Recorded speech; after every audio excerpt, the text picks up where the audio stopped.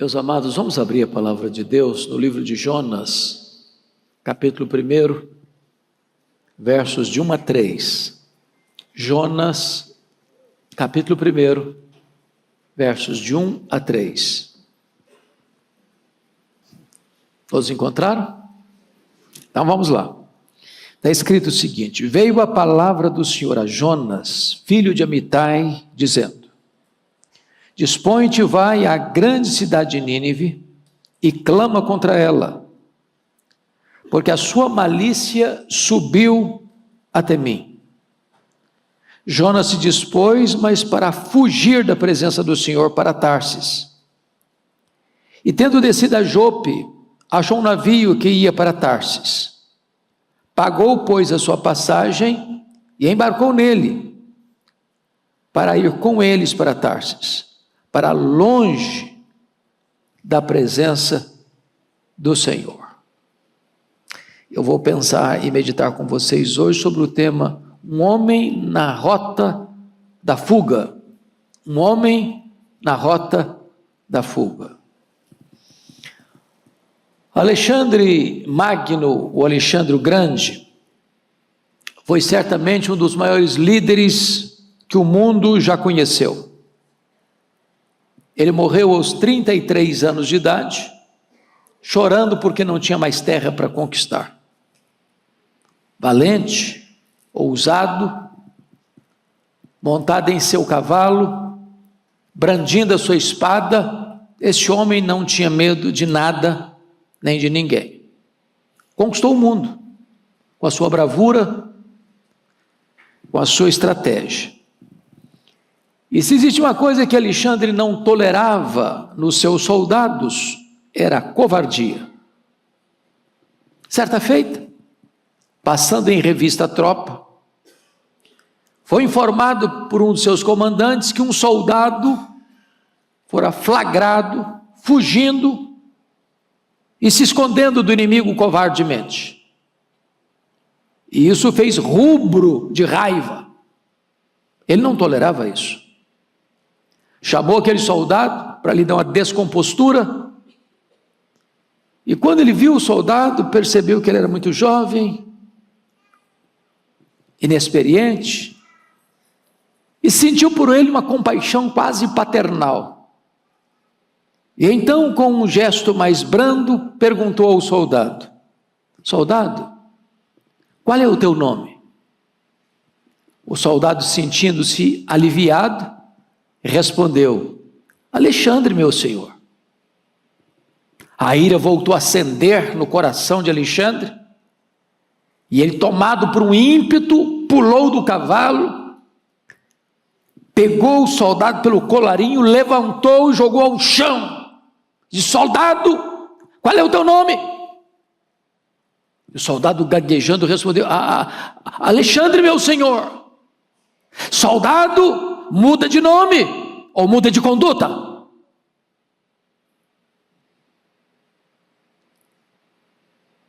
Jonas resolveu mudar de geografia, porque não quis mudar de conduta.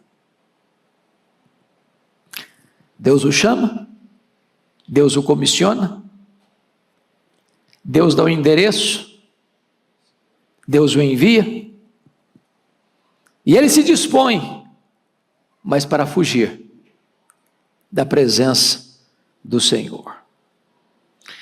Eu creio que Jonas não é o único que tem fugido, tentado fugir de Deus. Aqui, ali, acolá, nós também, seja por medo, por covardia, por conveniência, por outros interesses, ou pela dureza do nosso coração, ou pela rebeldia da nossa alma, nós também temos tomado estradas de fuga. O livro de Jonas é um livro muito debatido pelos críticos da Bíblia. E é triste que muita gente, quando fala em Jonas, só pensa no grande peixe.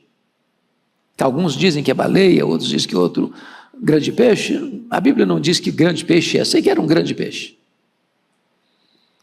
Alguns acham até mesmo que Jonas não foi uma personagem histórica e que isso não passa de uma fantasia, de uma novela, de uma metáfora, e que esse livro não tem peso histórico. Equivocam-se aqueles que pensam assim. Jonas é filho de Amitai. Jonas, ele foi um profeta galileu. Jonas nasceu em Gat-Hefer. Jonas profetizou no período áureo das 10 tribos do norte do reino de Israel, os 41 anos de governo de Jeroboão II. Jonas é citado tanto no Velho Testamento quanto no Novo Testamento. E desacreditar o livro de Jonas é atingir a credibilidade do próprio Senhor Jesus, que evoca a experiência dele no ventre do grande peixe, como uma ilustração do seu sepultamento e da sua ressurreição. Então eu gostaria de tratar desse assunto com vocês nesta noite. E à guisa de introdução, quero fazer 3 declarações. Primeiro, Jonas é o primeiro profeta eminentemente transcultural da Bíblia. Nós temos profetas que falaram para outras nações, como Isaías, como Amós, mas Jonas é o único profeta, ou o primeiro profeta, que é enviado especificamente para um povo pagão, para a maior cidade do mundo daquela época, a capital de um poderosíssimo império. Ele não é chamado a pregar ao seu povo, ele é chamado a pregar aos inimigos do seu povo. É uma peculiaridade dele. Isso retrata para nós, meus amados irmãos, que o reino de Deus não se restringe a uma geografia, nem a uma etnia. O reino de Deus abrange todos os povos, todas as raças, todas as línguas, todas as culturas. Segundo lugar, Jonas é o primeiro profeta a desobedecer uma ordem de Deus. É muito curioso isso. Deus dá uma ordem expressa para ele, explícita para ele, urgente para ele, e ele se dispõe, mas para desobedecer. É curioso que tudo no livro retrata que o universo inteiro está debaixo da autoridade da palavra de Deus. Deus dá uma ordem e o mar se revolta, uma tempestade surge. Deus dá uma ordem e um peixe vai lá e traga Jonas. Deus dá uma ordem, um verme vai lá e corta uma planta. Ou seja, até seres irracionais e até a própria natureza não ousa desobedecer a voz de Deus. Mas Jonas ousa desobedecer a voz de Deus. Terceiro, Jonas é o primeiro profeta a ver um resultado 100% positivo em sua mensagem. Isso é único na história. Ele prega um sermão contendo apenas 5 palavras, diríamos nós um sermão medíocre, não querendo que os ouvintes sejam convertidos, e a conversão é em massa. Isso é o único. Jonas é o único pregador que ficou frustrado com o seu sucesso. Ele quis morrer porque as pessoas que depois de ouvi-lo queriam viver. Então, dito isso, a guisa de introdução, vamos dar uma olhadinha no texto lido. Com a Bíblia aberta comigo, vamos observar. Primeiramente, vamos ver a própria pessoa do Jonas. Veio a palavra do Senhor a Jonas, filho de Amitai, dizendo. A palavra Jonas significa no hebraico pomba. Pomba. E a palavra pomba, ela talvez pudesse estar de acordo com a atitude de Jonas em 3 aspectos. Primeiro, na Bíblia, pomba é vista como uma ave que busca a fuga na hora do perigo. Está lá no Salmo 55, 4-7. E Jonas é exatamente uma pomba, que na hora do perigo foge. Segundo, pomba na Bíblia é símbolo de alguém que chora e geme. Isaías 59:11. Ele chora e geme também no ventre do grande peixe. Terceiro, a pomba é símbolo de passividade e ele se torna passivo enquanto Deus é ativo. Ele entra para dentro de um porão e ele deita, e ele dorme, ele ronca, ele se aliena, e é Deus quem toma a iniciativa de agir, porque o profeta comissionado para agir está dormindo. Quando diz Jonas, filho de Amitai, a palavra Amitai, esse nome Amitai significa verdade, e isso significa que Jonas é criado num lar comprometido com a verdade, que ele bebeu o leite da piedade desde a sua infância. E desta maneira, irmãos, ele exerce o seu ministério conforme, segundo Reis 14:25, no período mais próspero de Israel. Então, quando eu falo Israel, estou falando agora das 10 tribos do norte, em distinção do reino do sul, chamado Judá. O reino do norte existiu do ano 931 a.C., com a morte de Salomão, e termina em 722, quando o reino do norte sucumbe pelo poder da Síria, desse povo aqui que está com medo de ir, constrangido de ir para pregar.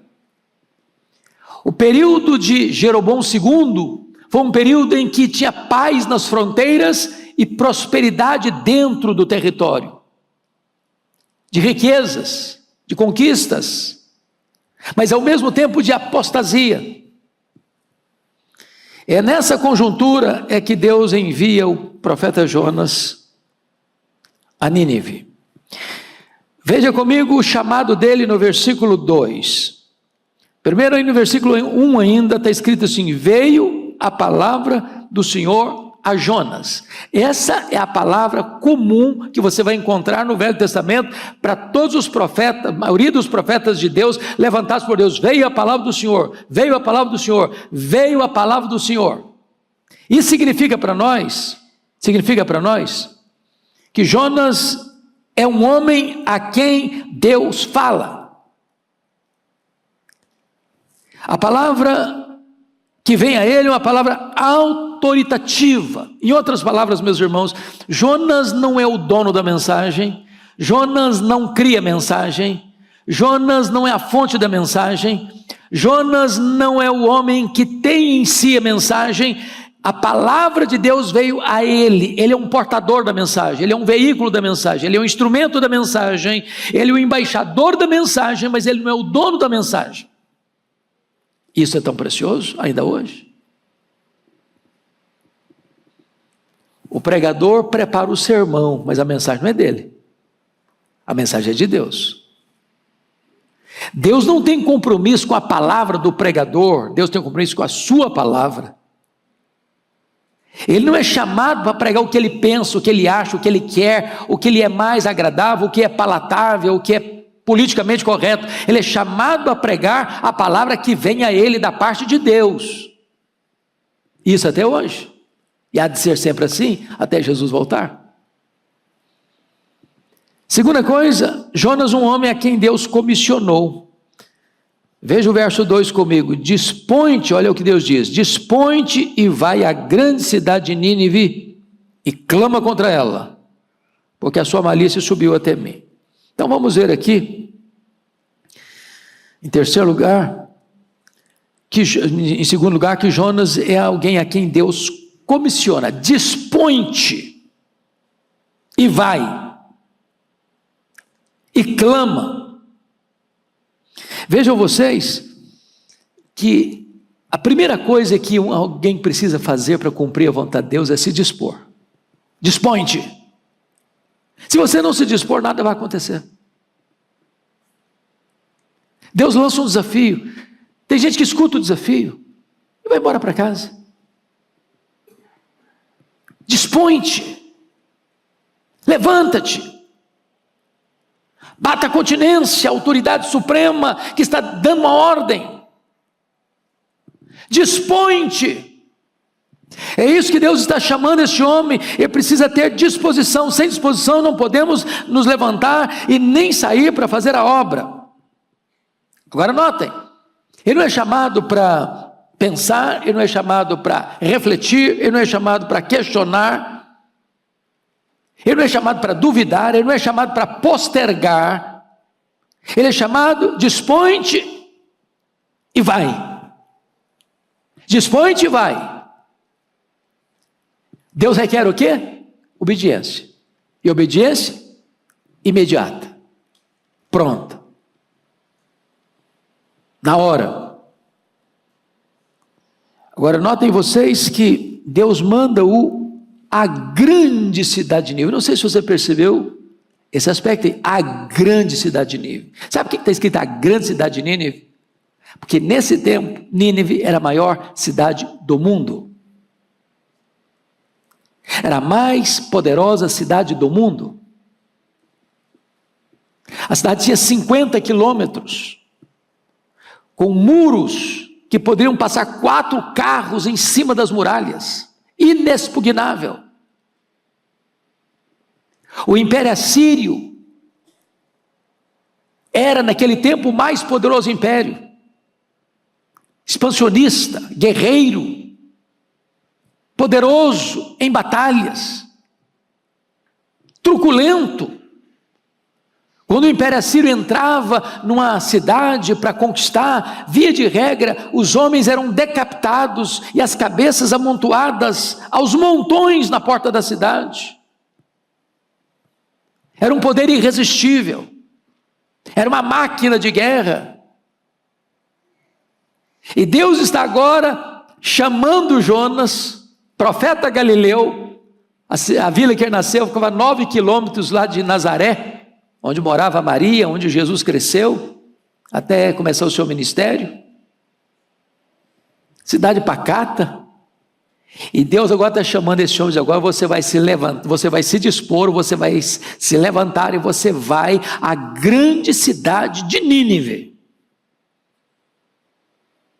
Jonas era um camarada instruído, ele acompanhava certamente a realidade do seu povo, ele tinha plena ciência de que a Síria, cuja capital era Nínive, era a grande ameaça política ao seu povo.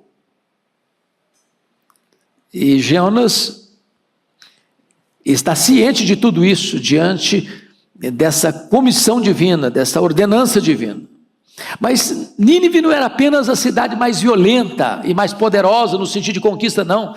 Nínive era o maior centro de maldade e de feitiçaria da época.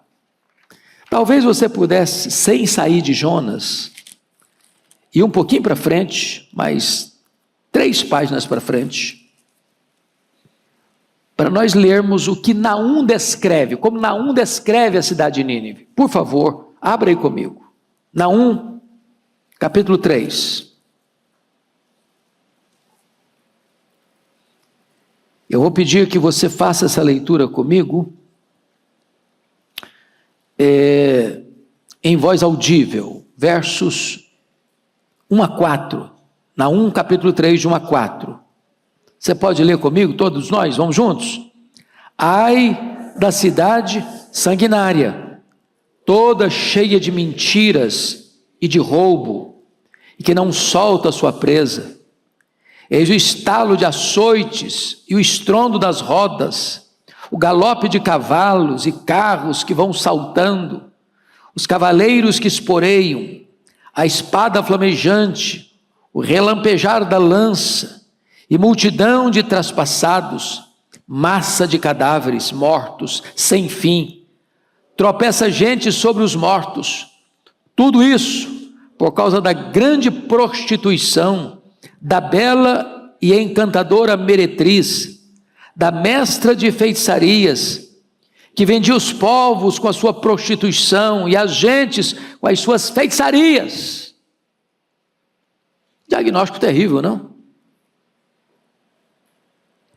Agora olha o verso 19, desse mesmo capítulo. Leia comigo o verso 19. Vamos juntos? Não há remédio para a tua ferida, a tua chaga é incurável. Todos os que ouvirem a tua fama baterão palmas sobre ti, porque sobre quem não passou continuamente a tua maldade? Notinha de rodapé. Eu acho que Jonas daria tudo para trocar de lugar com Naum. Naum profetizou a ruína de Nínive, era tudo que ele queria. Tudo que ele queria era isso. Agora veja, Deus não apenas envia Jonas a Nínive, essa cidade. Deus envia-o com uma missão específica. Olha aí o versículo 2, volta lá para Jonas, por favor. Olha aí. Dispõe-te, vai à grande cidade de Nínive e clama contra ela. Bom, não é uma mensagem popular. Não é uma mensagem palatável. Eu estou falando da cidade mais rica, mais poderosa, mais violenta, mais depravada e mais cega espiritualmente. E agora Deus está chamando esse camarada lá da região norte da Galileia, um galileu, acostumado numa vilazinha pequenininha. Seu país está vivendo o melhor período de paz interna e de riqueza, de paz nas fronteiras. E Deus está chamando esse cara para mexer num vespeiro.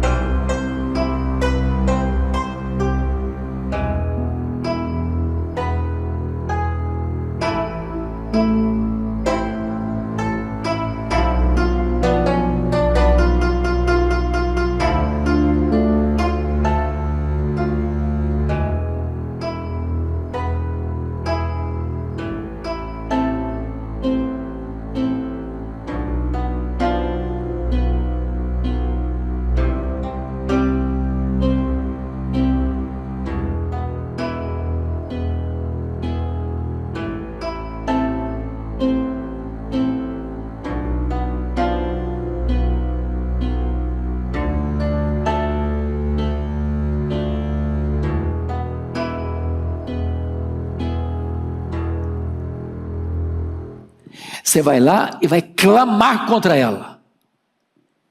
Clamar não a favor dela, clamar contra ela.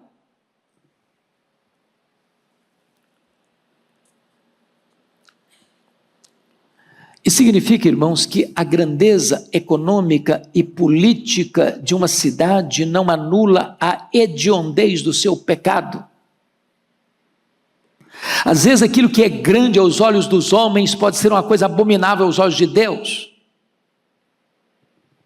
O fato de alguém ter o domínio político, domínio econômico, domínio bélico do mundo não significa que Deus está provando ou gostando ou se agradando disso.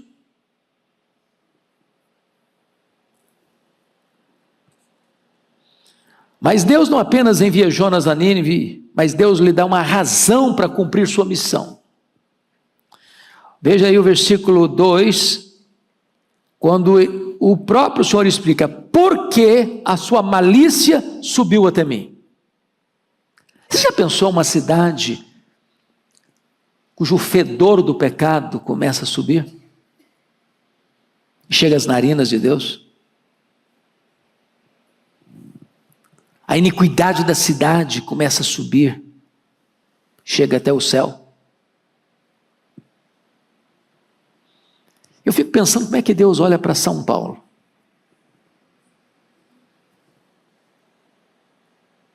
Se a gente pudesse ver as entranhas, os bastidores, os corredores escuros, as coisas subterrâneas, os conchavos e acordos, o submundo do crime, que enfia os seus tentáculos, que reverberam nas administrações públicas, que jeitosamente são escondidos dos olhares humanos, mas que tudo isso sobe diante de Deus. E Deus chama os Jonas da nossa geração, clama contra ela. Clama contra ela.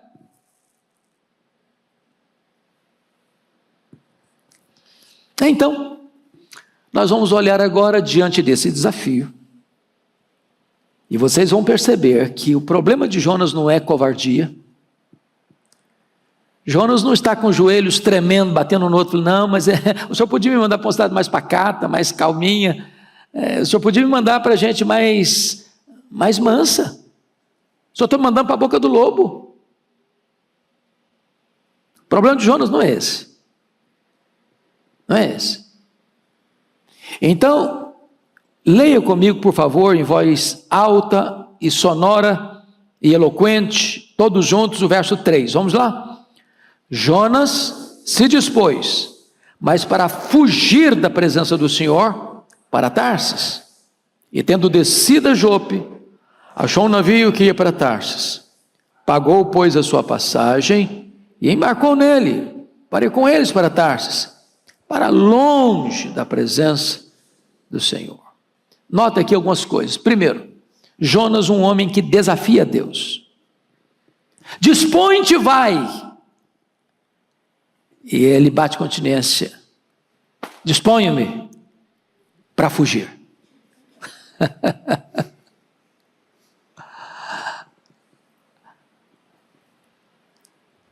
Ele não só desobedece, ele afronta Deus. E ele é incoerente também, muito incoerente. Porque Jonas é um camarada teologicamente correto. Ele é ortodoxo. Mas ele não é ortoprático e nem ortopático. Explico. Ortodoxo é quando você tem a doutrina certa. Ortoprático é quando você tem a prática certa. E ortopático é quando você tem o sentimento certo.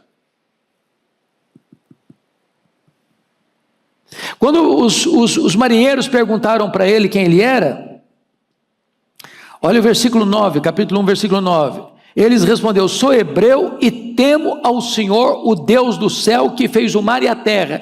Eu temo ao Senhor. E ele diz que ele teme ao Senhor, mas ele desobedece ao Senhor. A teologia não governa a vida dele.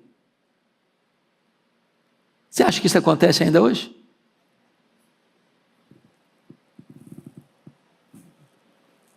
Ele desafia Deus. É um homem em conflito, é um homem contraditório. Diríamos nós que ele é ortodoxo de cabeça e herege de conduta. E aí você vai perceber no verso 3, que ele se dispõe a fugir de Deus. Dispôs para fugir da presença do Senhor. E aí é tolice, né? Você sabe que a essas alturas aqui, o Salmo 139 já tinha sido escrito. E o que está lá no Salmo 139? Para onde me ausentarei da tua face? Para onde me ausentarei do teu espírito? Se subo aos céus, lá estás. Se desço ao mais profundo abismo, lá estás também. Se eu tomo as asas da alvorada, me tenho nos confins dos mares, lugar que ninguém ainda conheceu, ainda lá me haverá de guiar a tua mão. Se eu apago a luz, para ninguém me ver, a luz e as trevas para eles são a mesma coisa. Olha que tolice. Você sabia que o pecado nos deixa tolos, bobos, idiotas? O cara acha que pode fugir de Deus. Agora, você já parou para perguntar por que ele decide ir para Tarsis? Porque Tarsis está, geograficamente falando, numa direção oposta a Nínive. Um é leste, outro é oeste. E eu vou lhes dizer por que ele foi para Tarsis. Isaías 66, 19, somos informados lá em Isaías 66, 19a, o seguinte: porei entre eles um sinal, e alguns dos que foram salvos enviarei às nações, a Tarsis, Pul e Lude, que atiram com arco, e Tubal e Javã. Sabe o que significa isso? Tarsis era uma cidade fundada pelos fenícios, na costa sudoeste da Espanha. A Espanha era o último local geográfico do mundo conhecido. É por isso que Paulo queria a Espanha.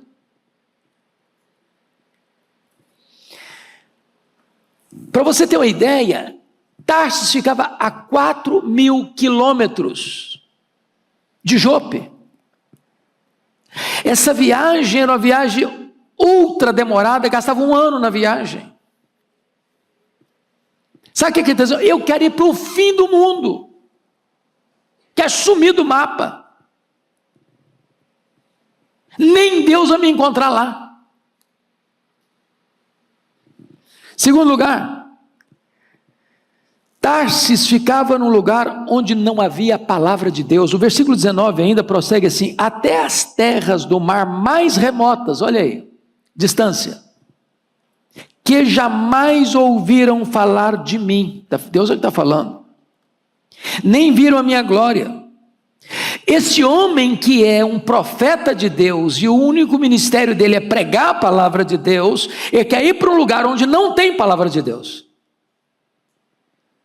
Ele não quer escutar Deus. Ele não quer ser perturbado com Deus. Ele não quer que ninguém chegue para ele, ouça a palavra de Deus. Não, eu vou para um lugar que eu não vou ouvir Deus, ninguém vai falar de Deus, não tem palavra de Deus, eu quero ficar no meu casulo, sem ser incomodado.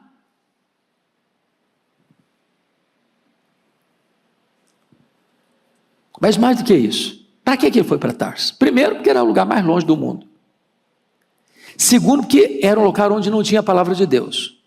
Terceiro, Ezequiel capítulo 27, versículo 12, tem outra informação sobre Tarsis muito curiosa.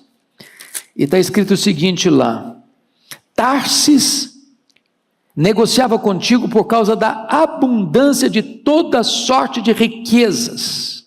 Trocavam por tuas mercadorias, prata, ferro, estanho e chumbo. Era uma região riquíssima, próspera. Sabe o que ele está dizendo? Vou recomeçar minha vida. Larga esse negócio de profeta, não quer saber se é profeta, não quer saber mais de Deus, não quero mais escutar a palavra de Deus, eu quero ficar longe de Deus, e tem uma coisa, vou recomeçar minha vida e vou para um lugar rico, que eu vou me prosperar.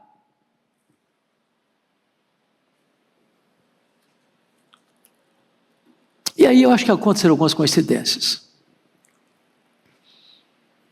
Ele se dispõe para fugir, e ele vem lá da vila dele, perto de Nazaré. Você conhece a geografia bíblica, ele vai descendo, até chegar em Jope, que fica hoje numa espécie de bairro de Tel Aviv, mar Mediterrâneo. Então, ele desceu. Você acredita que quando ele desce, está saindo um navio de carga. Você acredita que ele tem grana para comprar passagem? Tem vaga no navio? Tudo está dando certo. Olha que bênção. Olha a providência aí.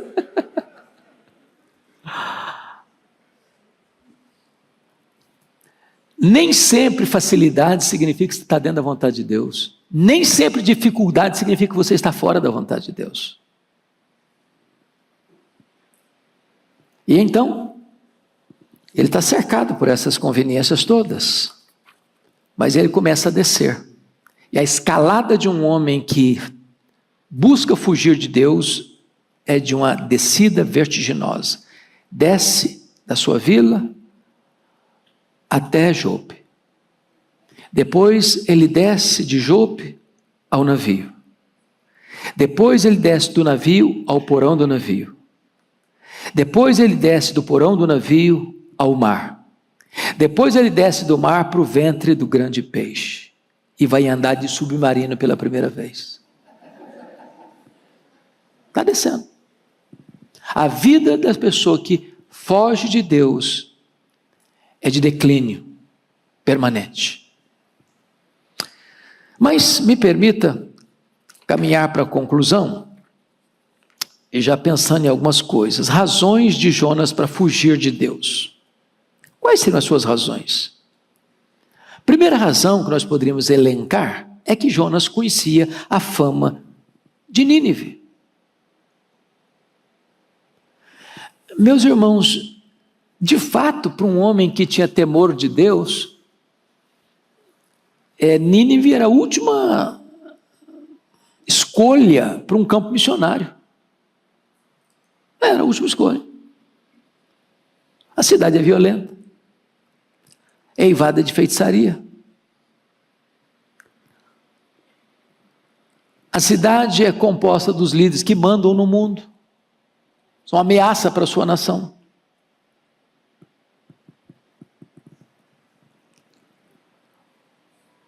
Essa cidade, quando ela resolve invadir um outro território, ninguém segura.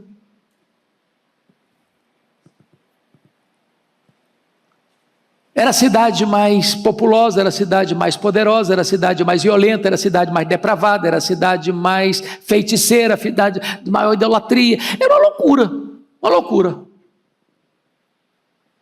Aquilo que os historiadores vieram falar de Roma depois, a cloaca do mundo. Eles me mandam para qualquer lugar, mas para lá não, senhor. O senhor podia escolher um outro campo para mim.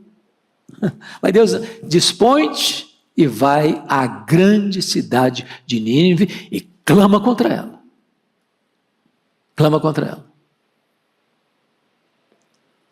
Qual a sua Nínive? Senhor, me manda para qualquer lugar, mas por meio dos meus parentes, não, meu pessoal é ruim, é muito duro. Me manda para qualquer lugar, senhor, mas lá na minha empresa não, o negócio lá é complicado de falar. Qual a sua Nínive? Às vezes o conhecimento que nós temos de um local nos predispõe a não querer ir mesmo.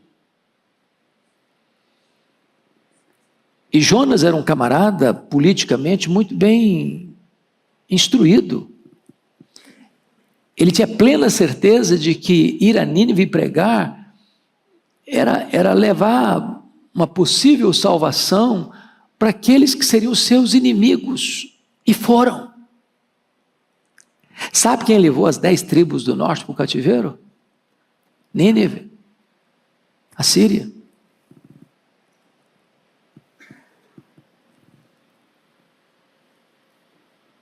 Trocando em miúdos, eu acho que Jonas ir pregar em Nínive é a mesma coisa de pedir um israelita, um israelense, para ir ser missionário entre os terroristas do Hamas. Mais ou menos isso. Ou pedir um americano para ir ser missionário no meio dos talibãs.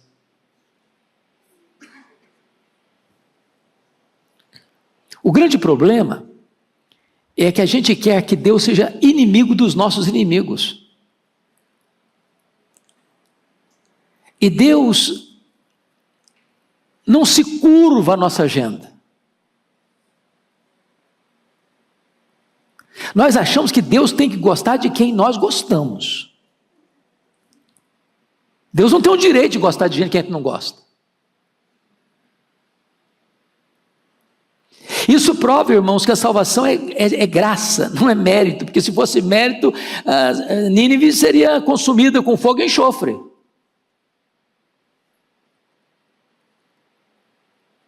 Jonas sabia muito bem disso. E se você quiser saber, o próprio Jonas vai explicar isso com todas as letras, por que ele não quis ir a Nínive. Porque quando ele vai para Nínive, meus amados irmãos, o problema dele é que ele sabia que Deus tem um coração mole. Que se o povo se arrependesse, Deus ia acabar salvando aquele povo. Isso era demais para a cabeça dele, ele não queria isso de jeito nenhum. Olha o que ele vai dizer, o próprio Jonas, capítulo 4, volta lá para o profeta Jonas. Olha o que ele vai dizer aí. Versículo 2. Leia comigo 4:2. Todos nós, vamos juntos. E orou ao Senhor e disse: Ah, Senhor, não foi isso que eu disse, estando ainda na minha terra? Por isso me adiantei, fugindo para Tarsis, pois sabia que és Deus clemente, misericordioso, e tardio em irar-se, grande em benignidade, que te arrependes do mal. Eu sabia, Deus, que ia dar nisso. Ia dar essa confusão toda, desse povo se arrepender. Se o senhor me desse um palito de fósforo e um barril de gasolina, eu ia lá, arriscava o fósforo, queimar todo mundo, eu estava feliz da vida. Mas o senhor me manda pregar uma mensagem e esse povo acabou se arrependendo, e olha aí que deu. O senhor se arrependeu e acabou salvando esse povo. Agora eu estou encrencado. Eu queria que eles morressem. Eu queria que todo mundo fosse para o inferno. Sabe por que ele teve dificuldade de ir para cumprir a missão? Não é só porque eu conhecia Nínive, é porque eu conhecia Deus. Eu conhecia Deus. Esse Deus é misericordioso, esse Deus é tardio em irar-se, esse Deus teima em ser misericordioso, esse Deus resolve perdoar o pior pecador que se arrepende. Tem muita gente hoje que não entende isso até hoje, irmãos. Tem gente que acha que o céu é só para aqueles que são bonzinhos, bonitinho. Mas o cara que é um pilantra, que é um ladrão, que é um assassino, que é um corrupto, esse cara vai para o inferno, queimar no inferno, e Deus resolve amar a gente assim, e se essa pessoa se arrepende, Deus resolve perdoar, e Deus resolve salvar. Deus salva um Saulo de Tarso, um monstro. Deus salva um rei Manassés, um monstro. Deus salva um rei Nabucodonosor, um monstro. Em havendo arrependimento, a graça, a perdão, a salvação, que Deus misericordioso que nós temos. Mas não precisa ir longe não. Deus resolveu salvar a mim. Deus resolveu salvar você. É graça. pura graça, pura misericórdia. Mas, então, vamos encerrar. Por que Deus mandou Jonas ir a Nínive? Jonas 1,3 diz, porque o pecado de Nínive chegou até o céu. Olha isso, irmãos. Versículo 2, dispõe-te, vai à grande cidade de Nínive, clama contra ela, porque a sua malícia subiu até a mim, subiu até o céu. Às vezes a gente não tem essa noção, de que o pecado que é incentivado, é aplaudido, é dourada a pílula, chega até o céu, até Deus. A sua malícia subiu até mim. Mas chega uma hora em que o cálice da ira de Deus tem um limite para transbordar. E chega uma hora que Deus diz o seguinte: arrepender e viver, ou não se arrepender e morrer. Quando Jonas foi e pregou um sermão de 5 palavras, dentro de 40 dias Nínive será subvertida, dentro de 40 dias Nínive será subvertida, dentro de 40 dias Nínive será subvertida. Se ele tivesse um gravador, tecava lá, apertava a tecla, e o sermão aparecia. E diz a Bíblia que não ficou uma pessoa sem se arrepender, do rei ao mais jovem. Quebrantamento geral. Que coisa exponencial. Não foi por causa do pregador. O pregador estava com raiva. Foi a contragosto. O sucesso do pregador não tem nada a ver com ele. Não foi por causa do conteúdo do sermão, porque o sermãozinho foi muito ruim. Não tem um pingo de graça no sermão dele. Não foi por causa da eloquência dele. E repetiu, e repetiu, e repetiu, e repetiu, e repetiu a mesma coisa. Mas Deus salvou. E Deus deu mais de um século de tempo para esta cidade. Sabe qual é o problema? É que às vezes hoje a geração se arrepende, mas a nova geração que vem pode voltar tudo ao pecado de novo. Chegou um momento que Deus disse para Nínive: basta, basta. E essa cidade caiu nas mãos dos caldeus, e eles foram liquidados.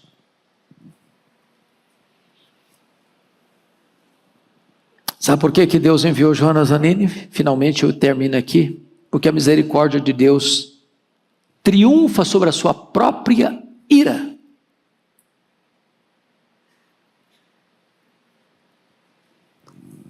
A Bíblia diz que Deus é longânimo, tardio em irar-se, grande em benignidade e misericórdia, e tem prazer em perdoar. Quando a Bíblia diz que Deus se arrependeu, Deus não se arrepende. É porque a relação de Deus é bilateral. Se o povo permanecesse na sua impenitência, viria o juízo, a cidade seria subvertida. Mas como o povo se arrependeu, Deus suspende o castigo e oferece misericórdia. Essa mudança, porque o homem mudou, então Deus muda, em vez de dar castigo, dá misericórdia, é que a Bíblia chama de arrependimento de Deus, uma palavra antropopática, ou seja, atribuir a Deus um sentimento humano. Nós somos os Jonas da nossa geração. E Deus está nos enviando a São Paulo, as cidades diferentes do Brasil, a nossa família, a nossa empresa, a nossa escola, a nossa indústria, o nosso trabalho, os nossos relacionamentos. E quem é você? Você tem se disposto para levantar e ir? Ou você tem até hoje se levantado para fugir? Talvez você que está aqui hoje tenha um chamado de Deus, lá da sua juventude, e você fez de conta que não escutou direito, e você está empurrando com a barriga a vida. E Deus está dizendo para você hoje, dispõe-te e vai. Foge não. Sabe por quê? Deus vai te encontrar. Para te encontrar, Deus é capaz de mandar uma tempestade atrás de você. Não para destruir você, mas para trazer você de volta. Que Deus nos ajude a não resistirmos a Deus, a obedecermos a Deus e a atendermos ao chamado de Deus. Que Deus nos ajude a ter o coração parecido com o coração de Deus, de amar, de perdoar e de alegrar-se com a salvação do perdido que se arrepende. Que Deus nos faça mensageiros da sua palavra para a nossa nação e para o mundo todo. Que Deus os abençoe. Amém.